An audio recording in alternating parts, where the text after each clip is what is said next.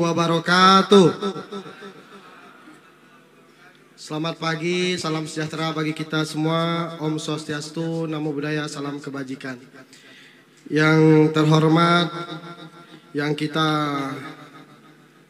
muliakan, yang kita banggakan, Bapak Abdullah Azwar Anas, Menteri Pendayagunaan Aparatur Negeri dan Reformasi Birokrasi, dan juga selaku Dewan Pembina Apkasi,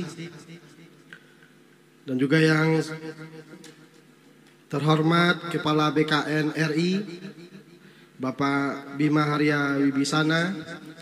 Terima kasih Pak hadir pada kesempatan ini. Yang terhormat Menteri Keuangan Republik Indonesia, dalam hal ini diwakili oleh staf ahli bidang pengeluaran Bapak Made Arya. Yang terhormat Menteri Pendidikan, Kebudayaan, Riset dan Teknologi, yang dalam hal ini diwakili oleh PLT Dirjen Guru dan Tenaga Kependidikan Prof. Nunung. Yang terhormat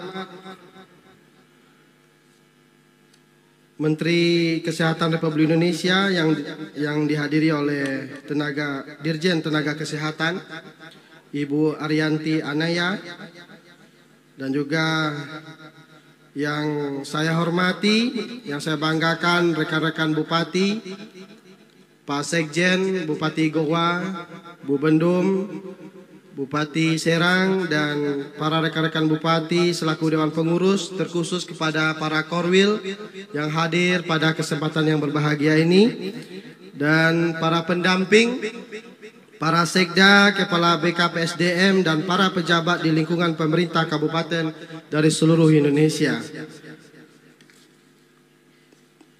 Pada kesempatan yang baik ini, izinkan saya berpantun satu, Pak Menteri.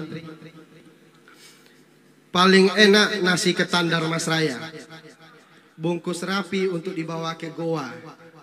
Kita pastikan acara ini bermakna karena Menpan RB hadir bersama kita. Pertama, marilah kita bersyukur kepada Allah Subhanahu wa taala bahwasanya kita bisa hadir bersama dalam rapat koordinasi Apkasi dan Kementerian Pan RB tentang tindak lanjut penyelesaian permasalahan tenaga non ASN di lingkungan pemerintah daerah pada hari ini. Semoga pertemuan ini mendapatkan kelancaran, keridhaan oleh Allah Subhanahu wa taala. Seterusnya, salam dan salam tidak lupa pula kita sampaikan ke junjungan kita yakni Nabi Muhammad sallallahu alaihi wasallam. Allahumma shalli ala sayyidina Muhammad wa ala ali sayyidina Muhammad. Bapak Menteri, para hadirin yang kami banggakan, kami para bupati sangat bahagia sekali bisa rakor dengan judulnya sangat bagus sekali, dan saya langsung ditelepon oleh Pak Menpan. Pertama, saya atas nama pribadi dan Ketua Apkasi dan seluruh Bupati se-Indonesia mengucapkan selamat kepada Bapak Azwar Anas yang mantan Ketua Umum Apkasi menjadi Menteri Pan RB. Dan saya tahu Pak Jokowi, Pak Presiden memilih beliau dan salah satunya menyelesaikan masalah honorer non ASN yang ada di pemerintahan daerah. Nah, kita kasih aplaus untuk Pak Menteri. Kami sangat bangga, dan ini adalah pertemuan ketiga setelah Pak Menteri ini jadi Menpan RB. Pertama, 2 hari setelah dilantik, saya datang malam ke tempat Pak Menteri. Setelah itu tanggal 12 kita diundang. Saya, Pak Sekjen, Bu Bendum diundang rapat teknis. Nah, alhamdulillah kita menindaklanjuti rapat teknis. Nah, hari ini kita dapat berkumpul kembali pada hari ini untuk menyamakan persepsi antara pemerintahan daerah dengan pemerintahan pusat, baik pun untuk juga pembiayaan masalah tenaga non ASN yang ada di lingkungan pemerintah daerah. Bapak Ibu yang saya hormati, izin kami melaporkan pada Pak Menteri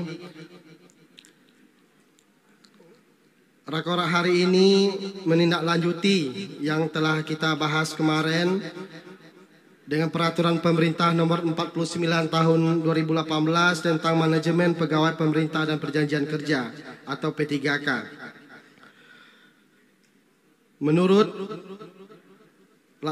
Menurut dari pembicaraan beberapa waktu lalu, honorer atau tenaga non-ASN di wilayah kerja hingga Oktober 2023 mendatang akan dihapuskan. Nah, ini menjadi kegelisahan bagi kawan-kawan kepala daerah dan juga para honorer yang ada di daerah. Kebijakan ini telah menimbulkan keresahan.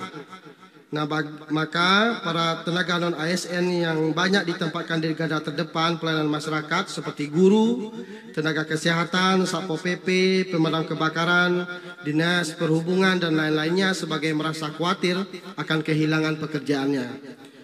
Sementara kesempatan untuk menjadi P3K melalui seleksi secara terbuka dengan persyaratan tertentu jadi kendala untuk diikuti oleh tenaga honorer yang lama.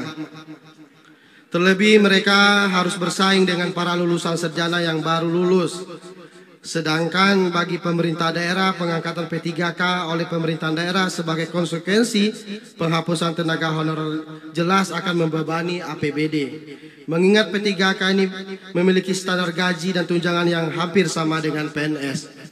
Nah, juga kawan-kawan para bupati memberikan saran kepada kami Pak Menteri, kalaupun itu diangkat P3K, uangnya harus ditransfer oleh Menteri Keuangan ke daerah-daerah.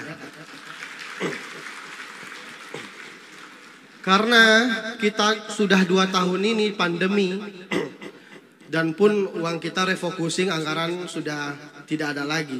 Tambah lagi beban P3K ini akan menjadi permasalahan baru bagi kita. Nah, kawan-kawan yang sudah mau habis jabatan, mikir lagi. Kawan-kawan yang mau melanjutkan perjuangan juga terkendala masalah ini. Nah, maka hari ini kita tidak ada marah-marah Pak Bupati. Ini Pak Menteri sudah datang sama kita, para dirjen sudah perwakilan dari Kementerian Keuangan, Kementerian Pendidikan, Kementerian Kesehatan, dan dari BKN juga sudah hadir. Nanti kita ada panelnya tanya jawab. Jadi kita hari ini mencari solusi, win-win solutionnya bagaimana ini bisa diselesaikan dengan baik dan secara aturan yang berlaku. Maka dalam pertemuan yang sangat baik ini, intinya Apkasi akan mendukung program-program dari Bapak Menpan RB untuk kita jadikan satu motivasi untuk membangun pemerintahan daerah lebih baik lagi.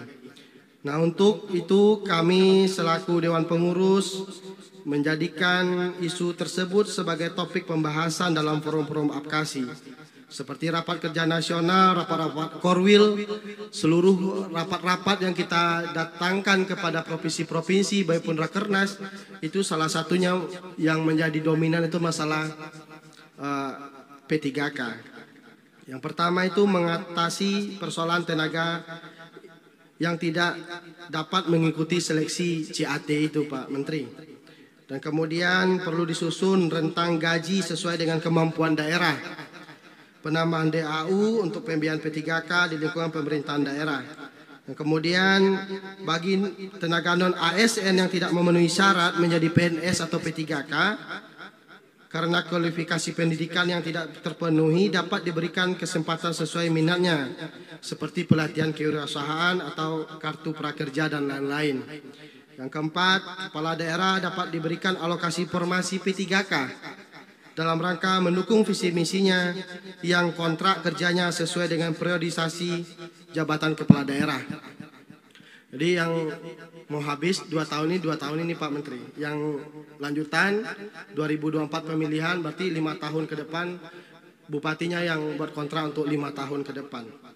Sedangkan bagi tenaga non-ASN, bagi tenaga administrasi teknis yang tidak memenuhi syarat menduduki jabatan fungsional, perlu diperluas dalam masa transisi 5 tahun. Untuk tenaga non-ASN diangkat dalam P3K. Jabatan pelaksana khususnya seperti teknis yaitu guru, tenaga kesehatan, Satpol PP, penata tantrip, pemadam kebakaran, analisis kebencanaan, laporan pendidikan, dan digital.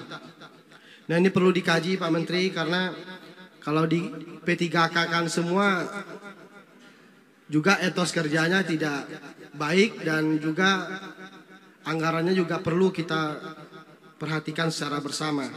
Nah, perlu kami informasikan bahwa peserta rakor ini hadir para bupati, sekda, kepala BKPSDM, dan para asisten juga hadir Pak Menteri, yang diikuti lebih kurang 350 peserta. Kami berharap rekan-rekan bupati yang mewakili Pulau Sumatera, Pulau Jawa, Bali, dan Nusa Tenggara, Pulau Kalimantan, Pulau Sulawesi, dan Pulau Papua dan Maluku dapat juga menyampaikan sumbang saran dan mengatasi persoalan tenaga non-ASN yang sedang kita hadapi bersama ini. Karena kalau tidak Pak Menteri, ini WA saya penuh semua. Apalagi kita sudah share kepada kawan-kawan bupati untuk kegiatan hari ini, semuanya memberikan masukan. Nah, maka perlu kita sikapi dengan baik. Mudah-mudahan ini menjadi solusi yang sangat baik sekali bagi kita bersama. Mungkin itu yang dapat kami sampaikan dalam laporan singkat ini Pak Menteri. Kami sekali lagi menyampaikan terima kasih banyak, karena kita tahu Pak Menteri adalah mantan bupati, mantan ketua umum APKASI, dan hari ini istri beliau Bupati Banyuwangi juga. Jadi paham masalah ini, dan kami yakin kita di bawah naungan APKASI bisa menyampaikan aspirasi kita dengan baik, dan kita sampaikan ke Bapak Presiden, dan juga Pak Menteri, ada kawan-kawan bupati juga menyampaikan untuk ditunda penghapusan honorer ini tahun 2023. Karena supaya tidak ada menjadi permasalahan, karena sebentar lagi kita mau ada pileg dan pilpres dan hal-hal yang lainnya. Pilgub. Mungkin itu yang dapat saya sampaikan dalam kesempatan yang baik ini. Terima kasih banyak pada kesempatan yang diberikan. Terima kasih banyak para bupati sudah hadir. Ini suatu kebanggaan bagi kita bisa tatap muka langsung dengan Pak Menteri kita. Saya akhiri, wabillahi taufiq wal hidayah. Assalamualaikum warahmatullahi wabarakatuh. Om Santi, Santi, Santi Om. Kami ucapkan terima kasih kepada Ketua Umum APKASI Bapak Sultan Rizka Tuanku Kerajaan SE Bupati Darmas Raya. Baik hadirin, Bapak Ibu yang kami hormati, untuk selanjutnya mohon berkenan memberi sambutan sekaligus membuka secara resmi rapat koordinasi bersama APKASI dan Kementerian Pan-RB tentang tindak lanjut penyelesaian permasalahan tenaga non-ASN di lingkungan pemerintah daerah. Kepada yang terhormat Menteri Pendayagunaan Aparatur Negara dan Reformasi Birokrasi Bapak Haji Abdullah Azwar Anas MSI, kami persilahkan. Hadirin beri sambutan paling hangat untuk Pak Menteri, kami persilahkan.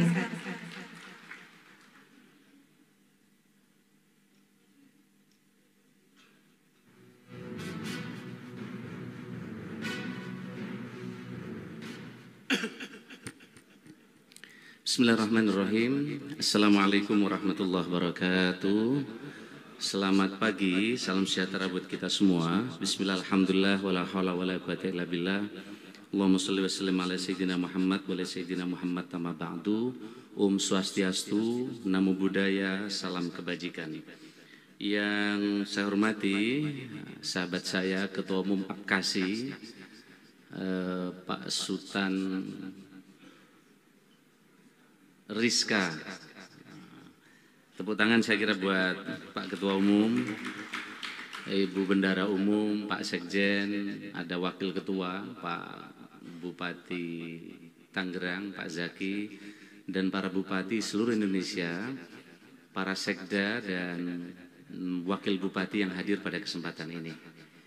Yang saya hormati Pak Kepala BKN, berdiri Pak Kepala BKN biar kenal teman-teman. Nah, ini Kepala BKN yang menentukan data berbagai hal soal kebijakan ASN ini beliau. Kita ajak sengaja hari ini. Saya ngajak hari ini agak full tim. Ibu Sesmen, saya minta Bu Rini berdiri, Bu Rini. Nah, kita undang hari ini. Kemudian Pak Deputi SDM, Pak Alek. Silakan Pak Alek. Nah, kita full tim hari ini. Ada dari Kemenpan yang belum saya perkenalkan, Pak Lex? Oh, Pak Aba, silakan. Nah, ini yang ngurusi data teknis soal kepegawaian, Pak Aba. Iya. Kemudian juga ada deputi dari BKN yang terkait dengan data, Pak Harmen. Saya minta berdiri, Pak Harmen. Ya. Saya sengaja ingin sekarang semua proses pengambilan di keputusan Kemenpan dengan BKN mesti bareng. Tidak ada data yang bolong, tidak ada data yang beda. Mesti kita bersama-sama. Hadir juga pada kesempatan ini yang mewakili Pak Kemendagri, silakan berdiri Pak. Nah ini Pak Direktur dari Kemendagri. Kemudian dari Mendiknas mewakili Mas Menteri Ibu Dirjen, silakan berdiri Bu Dirjen. Nah kemudian yang mewakili Kementerian Keuangan, nah, ini yang paling penting ditunggu banyak orang. Tepuk tangan saya kira buat beliau, dari staf ahli ini. Kemudian yang mewakili Kemenkes, oh ya Bu, monggo. Ya ini silakan. Ya. Ada lagi yang belum kami sebut dari kementerian yang mewakili sudah semua. Nah, Ibu dan Pak sekalian saya hormati, saya ini hari ini disorot oleh banyak kamera. Kira-kira ditunggu soal honorer itu kayak apa kira-kira. Jadi saya baru jadi menteri kena bola panas kira-kira. Bola panasnya bukan soal keputusannya, diserbunya WA sama para bupati ini saya ini. Karena mantan ketua umum Apkasi dengan teman-teman. Oleh karena itu saya bilang kita duduk bareng dan nanti kita akan sampaikan beberapa hal yang ingin kami sampaikan pada kesempatan ini. Ibu dan Pak saya hormati, next slide. Saya sering sampaikan ini bahwa Indonesia, kemarin juga saya sampaikan di tempat ini juga, kita ini akan masuk segera 4 besar dunia ekonomi kita. Bukan main-main, bukan kaleng-kaleng. Ini data dari Bloomberg.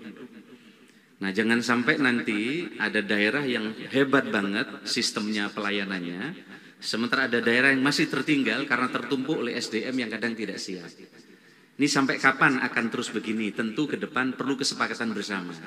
Pemerintah maksa dari atas, kalau kesadaran kolektif dari kepala daerah kurang, ini terus akan numpuk. Kira-kira gitu. Bayangkan 4 besar, maka harus kita persiapkan. Industri dalam negeri kita harus tumbuh.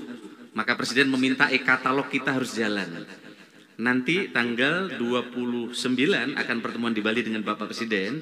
Bapak Presiden akan ngecek e-katalog Bapak Ibu sekalian. Sudah di e-katalog belum? Oh, Pak Menteri, Pak Anas, sekarang ini pertengahan anggaran. Berarti tahun depan sudah wajib e-katalog minimal berapa persen Bapak mesti targetkan untuk mendorong industri dalam negeri kita tumbuh. Yang berikutnya sekalian, ini selalu saya sampaikan di berbagai kesempatan arahan Bapak Presiden. Bahwa birokrasi itu harus berdampak. Ya, harus melayani. Saya sih sederhana saja. Saya waktu jadi bupati, Bu, kalau ada orang masuk ke kantor sederhana saja, harus senyum. Orang masuk ke lingkungan Pemda nggak boleh dia nanya saya mau ke ini di mana. Kalau perlu ditanya dulu. Jadi pertama kali saya jadi bupati, saya briefing di upacara, saya tidak mau orang masuk ke kantor saya, oh ada orang tidak senyum. Maka waktu saya wajibkan ada namanya. Sehingga orang kalau datang kok nggak senyum, catat namanya, laporkan ke saya. Sehingga waktu itu ada namanya semua. Yang berat namanya beda, dikasih nama berbeda ini. Nah, jadi waktu itu kira-kira gitu. Jadi Pak Bupati, pelayanan itu sederhana saja, termasuk dari senyum, dan orang kalau datang ditanya dulu, itu bagian dari pelayanan supaya mereka senang. Yang kedua, reformasi bukan tumpukan kertas. RB ini seolah-olah ini pelaporan, bikin apa dan seterusnya, kira-kira gitu. Dan RB ini kadang pencapaiannya sekarang orang sibuk karena supaya tukinnya naik. Ini repot kalau dipahami ini. Maka tentu ke depan ini supaya bersama-sama kita rubah. Yang kedua, harapan beliau ini birokrasi ini lincah dan cepat. Saya sering sampaikan dari banyak buku, 3 ini saja bukunya Peter Drucker, bahwa ke depan Bapak Ibu pilihan kita harus cepat. Kalau pilkada mau kepilih lagi, tidak ada pilihan kecuali kita menggerakkan ASN kita untuk cepat bekerja dan melayani. Memang yang mengeluh banyak, tapi peluang untuk cepat melayani itu juga banyak. Yang kedua tentu perlu inovasi. Macam-macam inovasi ini nanti kita sampaikan. Yang ketiga adalah marketing, menyampaikan ke publik apa yang sudah Bapak kerjakan. Jadi Bapak mengerjakan sesuatu, Bapak mesti masukkan di IG sebagai bentuk pertanggungjawaban publik. Supaya rakyat percaya, oh bupati saya bekerja. Termasuk hari ini Bapak Ibu meninggalkan kantor. Kalau dulu saya tulis di status saya, hari ini saya sedang ke Jakarta, sedang rapat ini. Maka orang di kampung saya tahu ketika saya meninggalkan Banyuwangi, oh sedang rapat, kira-kira. Itu aja orang udah senang, minimal tahu. Oh sedang diperjuangkan. Termasuk tadi saya curiga sama Pak Kepala ini, tadi tanya, yang doa itu jangan-jangan honorer tadi gitu. Maka isi doanya doa honorer. Yang terakhir yang gak enak, min jahdil bala itu. Jangan-jangan dia keputusan kita, dia ngebala kan kacang. Saya bilang tadi, itu dari mana yang doa tadi? Waduh, ini berat kalau pemimpin yang ngambil keputusan dan gebala ini. Pak Aba yang berat nanti sama Pak Pak Kepala BKN ini. Ini saya hormati. Next, saya sering sampaikan ini supaya bahwa ini keniscayaan, nggak ada pilihan digitalisasi. Di luar kita terjadi disrupsi. Bank-bank banyak ditutup. Karena kenapa? Contohnya saya ulang, karena yang paling mudah. Bank-bank menutup kantor cabang semua. Beralih ke digital karena biaya investasi digital jauh lebih murah.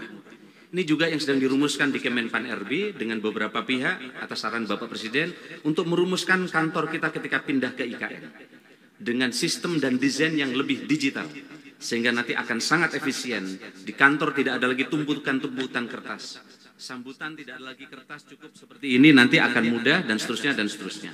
Ini adalah keniscayaan kepada kita. CIMB Niaga nutup 150 kantor cabang. Jadi ini disrupsi, ini adalah keniscayaan. Begitu juga ATM sekarang tidak ada lagi, tidak banyak seperti dulu. Saya sering contohkan di mana-mana. Kita dulu antri ATM, sekarang tinggal cashless dan seterusnya dan seterusnya. Ini adalah keniscayaan yang ada di sekitar kita. BCA lebih dari 80% transaksi sudah via digital. Tidak lagi datang ke ATM, antri. Sekarang jarang ASN nyari buku tabungan, betul nggak? Ya ada sekarang. Bahkan ATM aja hampir udah berkurang di sakunya para bupati. Karena sudah cashless semua. Ini adalah perubahan yang ada di sekitar kita. Maka pilihannya, kata CEO Apple adalah inovasi atau mati. Saya sering ceritakan ini. Saya dulu punya HP Nokia gede banget, segini udah bangga. Saya tenteng kalau perlu ini kelihatan terus di sini. Nokia dulu. Tapi Nokia kemudian mati sebelum di launching karena pendiri Nokianya masih terjebak di emosi masa lalu. Maka dia mempertahankan fitur-fitur tertentu. Akhirnya sebelum di launching kalah. Nah kita ini juga sama. Kadang terjebak masa lalu maka kemudian inovasi kita jadi terkendala. 500 perusahaan dan seterusnya ini contoh. Nah yang berikutnya teman-teman. Kita sekarang menghadapi dilema-dilema yang serius terkait dengan ASN. Waktu Bapak menyampaikan pidato visi misi jadi bupati, kita ke depan akan ciptakan birokrasi yang hebat, yang lincah dan cepat dan seterusnya dan seterusnya. Sementara ASN kita perlu syarat-syarat juga yang hebat dan seterusnya dan seterusnya. Kita sekarang menghadapi tantangan global karena indeks kualitas ASN kita dibanding negara-negara lain ini masih di bawah. Kita sepakat ingin maju semua, daya saing birokrasi kita supaya naik.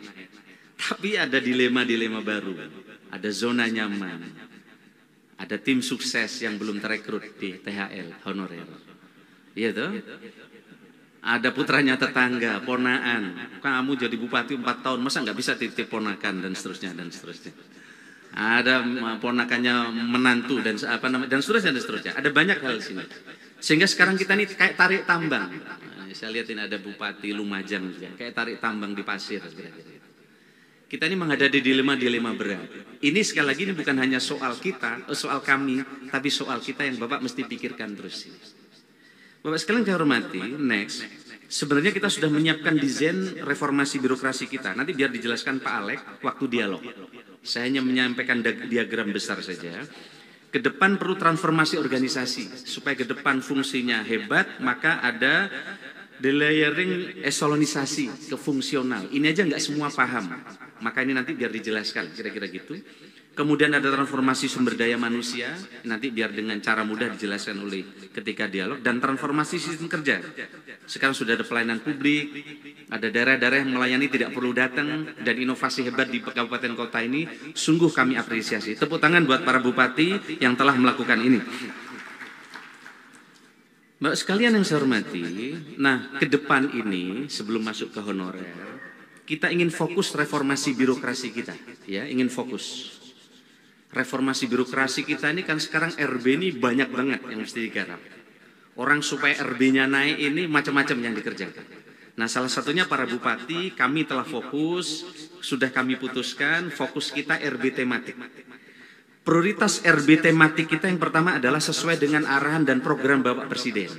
Yaitu dari Kemendagri ke depan tidak lagi hanya sibuk di urusan Kemendagri, tapi supaya terhubung di program. Maka oleh karena itu program Bapak Presiden untuk penanganan kemiskinan ini akan jadi prioritas RB tematik kita.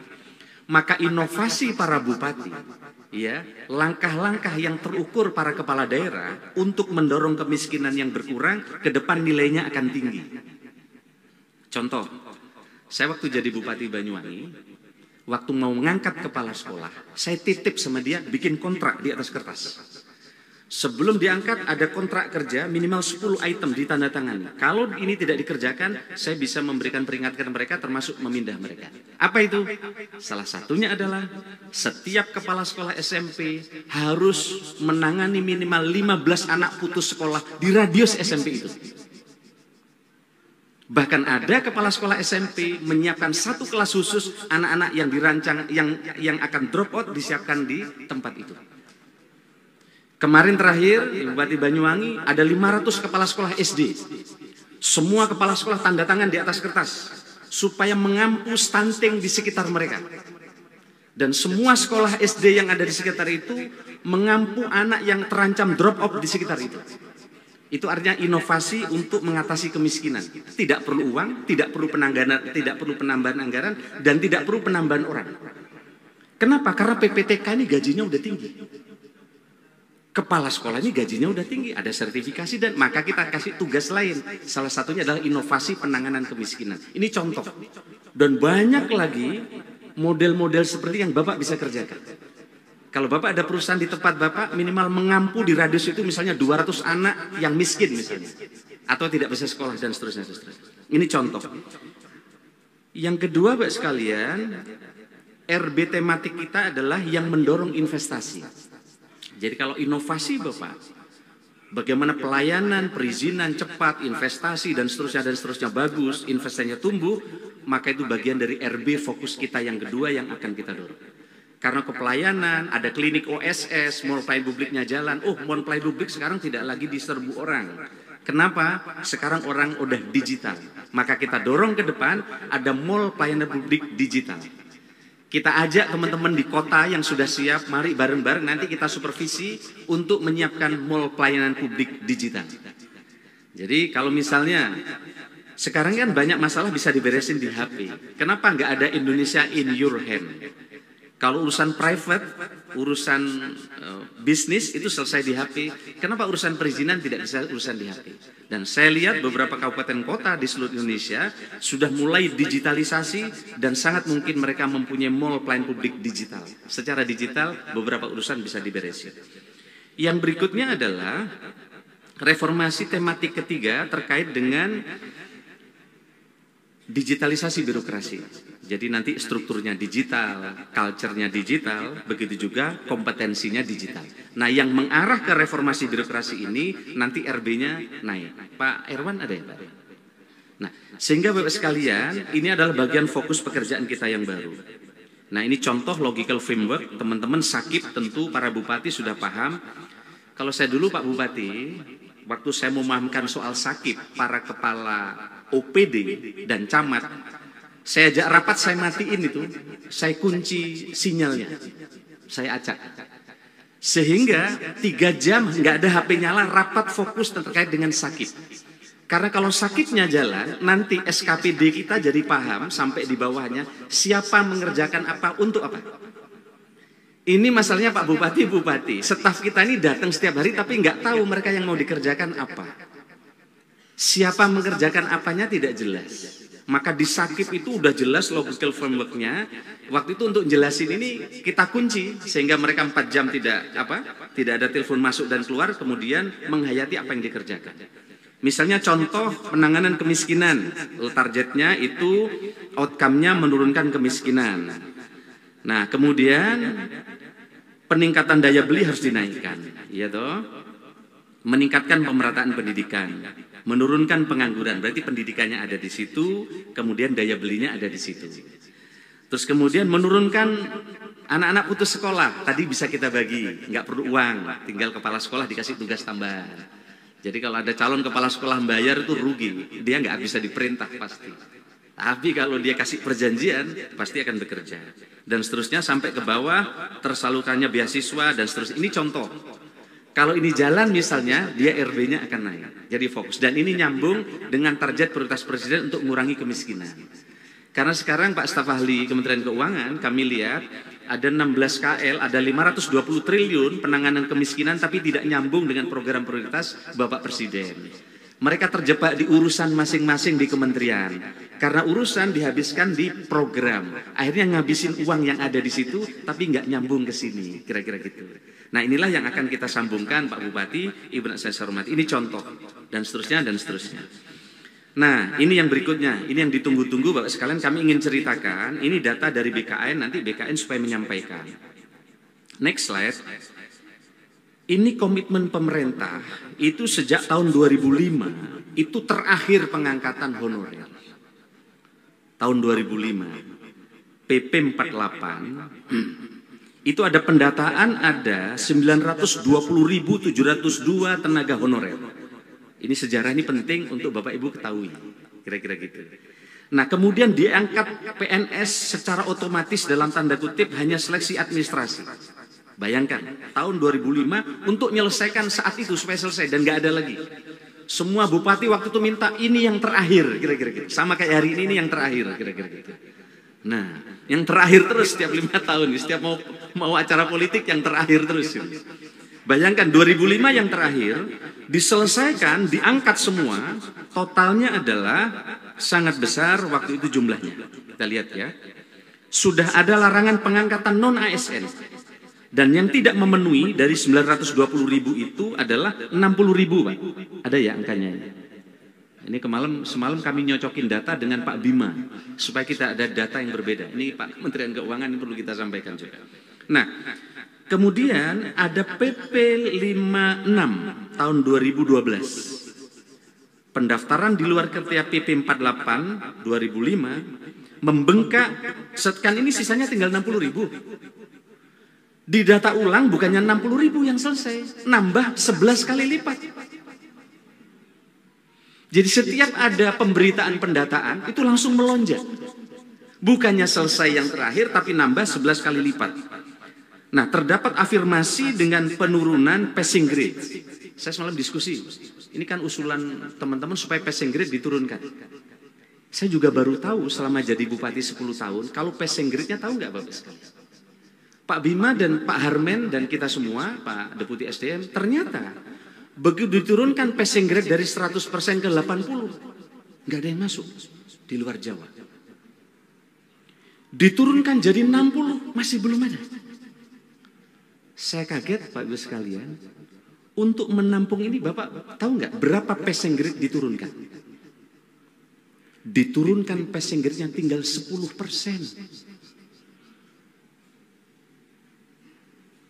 10%. Ini pun setelah diturunkan passing grade-nya 10%, itu ada yang tidak lulus 438.000. Bayangkan. Jadi lulusnya 209.000, yang tidak lulus 438.590. Ini sudah diturunkan 10%. Berarti dulu, bukan sekarang, mungkin ngangkutnya nih sembrono ini. Asal dimasukin. ASDP, anak saudara ponakan dan menantu ini. Yang ke depan insya Allah sekarang nggak ada, mudah-mudahan. Nah, bayangkan, passing grade jadi luar biasa. Nah, berikutnya Pak sekalian, ini sejarahnya biar tahu, biar yang marah-marah teman-teman, ini teman-teman saya cerita nggak jadi marah-marah kemarin ini. Nah, setelah 2012 ada Permen Pan RB 36 2018 di mana seleksi CPNS bagi ex-THK 2 tahun 2012, nakes dan tenaga pendidikan. Lulus dari ex-THK 2 itu 6.812 dan sisa ex-THK 2 440.687. Dan di sini langsung juga dilarang ada non-ASN lagi. Nggak boleh ngangkat honorer. Karena 2005 terakhir, ini 2018 maunya terakhir lagi. Sudah Pak, ini super terakhir 2018. Nah, kata Pak Bupati Dasma, itu terakhir bupati sebelum saya Pak, yang saya belum. Nah, jadi walhasil nggak bisa terakhir terus ini. Nah terus gimana ke depan, kayak apa kompetisi kita? Bayangkan datanya. Ini sudah passing grade diturunkan 10%. Saya semalam dikasih tahu Pak Bima, kaget-kaget saya. Oh ini saya sampaikan kepada teman-teman, termasuk Pak Zaki, saya sampaikan Pak Zaki. 10% Bu. Bupati Abu Tatu. Nah, 2018 sudah dibuat aturan, ya. Kemudian Permenpan RB 2019 itu melakukan seleksi THK kedua, itu lulus 30.361, sisa 410.000. Kemudian seleksi P3K bagi dosen dan tenaga pendidik di PTNB 2.854 dan penyuluh pertanian THL 11.590. Ini kita lihat ini. Nah, kemudian ada Permenpan RB 27 2001 seleksi CPNS guru dan JF non guru. Kita lihat ini ya, info BKN itu per 10 September. Nah, jadi kemarin Pak Cahyo almarhum itu hanya mengirimkan surat kepada teman-teman, ngingetin loh ini. Mestinya transisi 5 tahun ini bisa berlangsung dengan baik, maka sebelum 2023 jalan, beliau kirim surat ke kita semua ngingetin. Ternyata teman-teman kaget merasa tidak tahu. Nah, hari ini proses ini kita ingin beritahu bahwa ternyata ada proses-proses seperti ini. Nah, Bapak sekalian kami hormati, ini ada sisa tenaga yang mesti kita beresin mestinya. Maka kemudian kita juga ingin data. Nah, ternyata setelah dikirim surat dan teman-teman mengirim data yang masuk, sampai per tadi malam saya kaget minta data ke BKN. Mestinya kan PR kita ini kan tinggal 400 ribuan ya Pak Hermin. PR kita yang akan kita beresin 410.000 orang. Ini tuntas sudah 5 tahun ini. Ternyata sampai tadi malam tiba-tiba data masuk baru dari para kepala daerah dan teman-teman 1.100.000. Waduh. Ini PR baru 1.100.000. Maka nanti di belakang kami akan sampaikan beberapa hal. Next kita lihat. Ini ya petanya nggih. Jadi teman-teman jadi paham ya. Passing grade sudah diturunkan. Nah, kalau ini kita hanya ngangkat honorer semua, tidak ada formasi umum, kerepotan Bapak sendiri ke depan. Bapak tidak akan punya tenaga IT yang hebat untuk membantu visi misi Bapak. Bapak akan kesulitan bergerak cepat karena Bapak tidak temukan tenaga-tenaga teknologi yang Bapak perlukan. Kecuali honorer yang Bapak angkat memang sudah diseleksi. Waktu saya ngangkat honorer di Banyuwangi, kami seleksi di BKD, Pak. Honorer pun kami seleksi pakai CAT di BKD. Yang rekomendasi teman-teman Dewan kita kasih tahu, ini loh yang kamu rekomendasi 10, yang masuk cuma 3. Nah, kita umumkan nilainya. Oh ternyata belum masuk, kita turunkan lagi kayak tadi sampai 80. Jadi honorer pun kita seleksi pakai CAT saya waktu di BKD. Mana Pak Sekda Banyuwangi? Ada tadi saya lihat. Nah itu Pak Sekda Banyuwangi. Nah, didatengin orang setiap hari, tapi ada hasil CAT-nya. Oh nggak cocok ternyata di sini. Nah, jadi meskipun honorer waktu itu kualitasnya relatif bisa dijaga, meskipun tidak bisa semuanya. Next, ini potret yang disampaikan oleh Pak Kepala BKN hasil dari Bappenas. Coba Pak sekalian teman-teman. Setahun ada tenaga pendidikan yang sampaikan ke kami semalam dari Kepala BKN, 274.000 orang lulus FKIP ini. Setahun.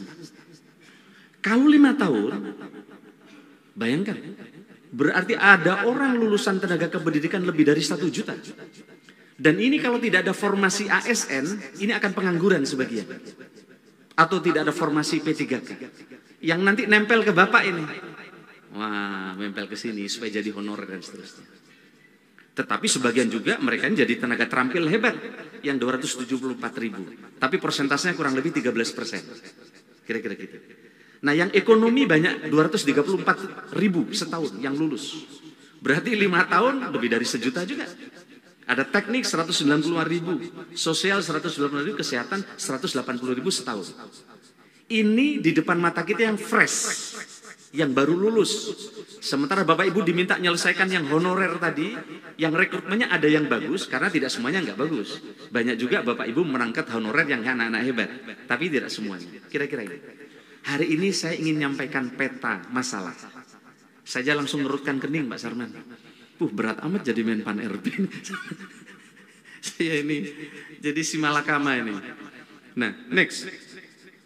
Ini kemarin sudah saya sampaikan, data dari BKN, ternyata problemnya bukan hanya SDM Bapak Ibu, ternyata problemnya juga anggaran, tadi Pak Deputi dari Kementerian Keuangan. Jadi teman-teman ini ngeluh semua ini Pak.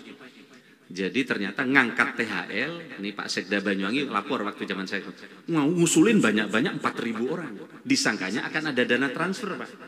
Ternyata setelah diangkat 4.000 orang nggak tambah DAU-nya.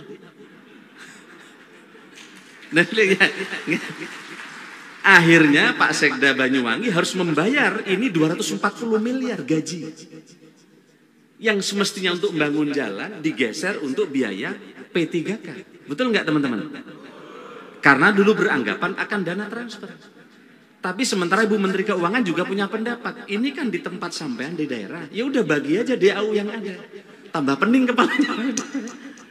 Nah, inilah saya kira Bapak Ibu nanti tim dari Kementerian Keuangan minimal diafirmasi. Maka muncul Pak beberapa pandangan teman-teman ke kami Pak staf ahli. Kemarin usul, Pak kalau memang nggak bisa semuanya dibayar Menteri Keuangan, yang urusan wajib saja disampaikan ke kami. Apa itu? Pendidikan dan kesehatan. Jadi berbagi, yang lain dibayar oleh Pemda, tapi pendidikan dan kesehatan karena urusan wajib itu dibayar oleh pusat. Itu baru usulan. Nah, baru usulan. Saya sendiri belum kami sampaikan ke Menteri Keuangan karena keuangan kita memang terbatas. Nah, kira-kira gitu. Nah, ternyata yang ketiga problemnya penyebaran. Jadi sudah diangkat oleh Bapak Ibu di luar Jawa, formasinya udah ada, dapat setahun minta pindah ke Jawa. Maka yang terjadi banyak formasi di daerah terpencil yang biasanya udah disiapkan di tahun tertentu jadi kosong. Inilah PR kita semua sedang kami beresin dengan BKN supaya ini tidak terjadi lagi. Setuju Bapak sekalian ya? Ya, supaya dari daerah-daerah di desa-desa tidak pindah ke kota. Ini porsi pegawai pelaksana yang semakin besar, kita lihat teman-teman. Per 31 Maret, angkanya 4261 seperti ini.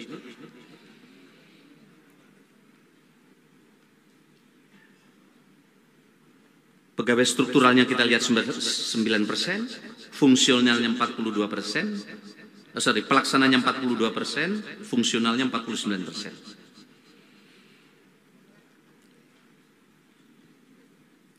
Next, ini sama kayak tadi, potretnya masih di Jawa sangat menumpuk.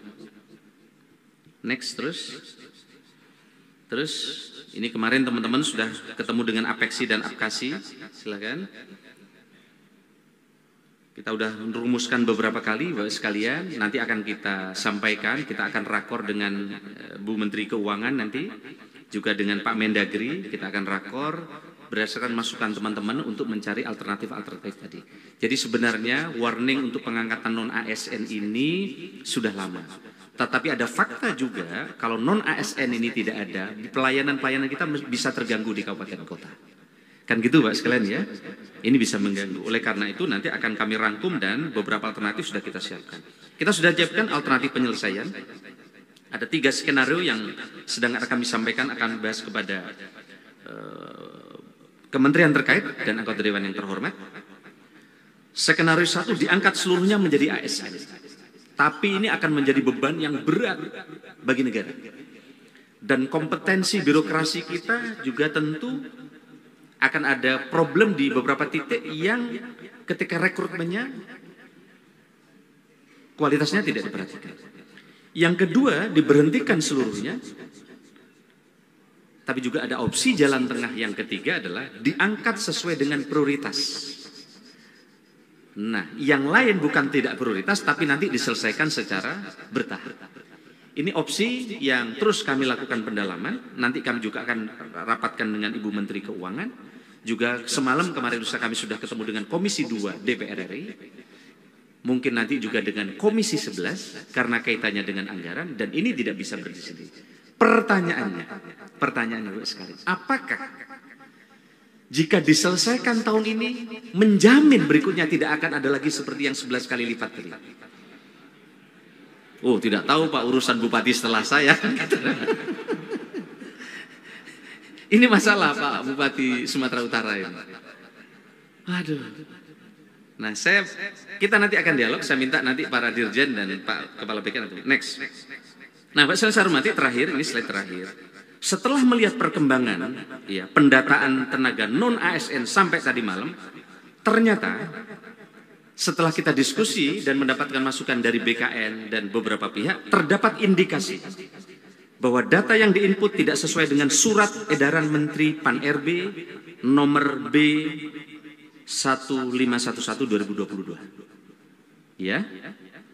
Data yang masuk akan diverifikasi dan diaudit ulang. Ya, data yang masuk akan diverifikasi dan diumumkan secara transparan oleh instansi pemerintah pengusul untuk memastikan nama-nama yang terdapat memenuhi syarat. Karena banyak nama, ini kalau dipaksakan masuk, ini membuat ketidakadilan dengan mereka yang sudah 10 tahun menjadi honorer, tiba-tiba dikalahkan dengan yang baru masuk. Ya, maka oleh karena itu, kepala daerah selaku PPK, kita akan kirim surat ulang ke Menpan RB untuk melakukan audit ulang yang ditandatangani oleh kepala daerah dan sekda, dan sekaligus kepala daerah untuk memberikan surat pertanggungjawaban mutlak jika data tidak benar nanti akan punya konsekuensi hukum. Surat ini akan kami luncurkan besok atau dalam minggu ini. Untuk semua data yang telah dikirim ini tidak berlaku kecuali data yang telah diaudit ulang oleh kepala daerah dan ditandatangani oleh kepala daerah dan sekda, dan kemudian beliau menandatangani surat pertanggungjawaban mutlak. Ini untuk menjaga ketidakadilan terhadap mereka yang sudah antri lama disalib hanya karena soal administrasi yang dikeluarkan oleh pihak yang ada di tingkat kabupaten kota. Ibu dan saya hormati, dan data ini akan diawasi oleh BPKP. Kami akan minta BPKP mengawasi data ini. Apakah benar mereka yang diusulkan sudah sesuai dengan syarat-syarat yang kita edarkan kepada Bapak, Ibu, dan saudara saya sekalian. Jika nanti yang Bapak usulkan ternyata tidak sesuai dengan surat yang kami kirim, nanti BPKP akan mengaudit dan itu akan ada konsekuensi hukum. Ini sebagai upaya yang sungguh-sungguh dari kami, ingin memetakan data yang sesungguhnya ada berapa. Jangan-jangan datanya tidak sampai 1 juta. Oh, jangan-jangan datanya cuma 600.000 dan ini bisa kita beresin tahun ini. Kira-kira begitu. Setuju Bapak sekalian ya? Baik. Saya kira ini dari saya yang bisa kami sampaikan.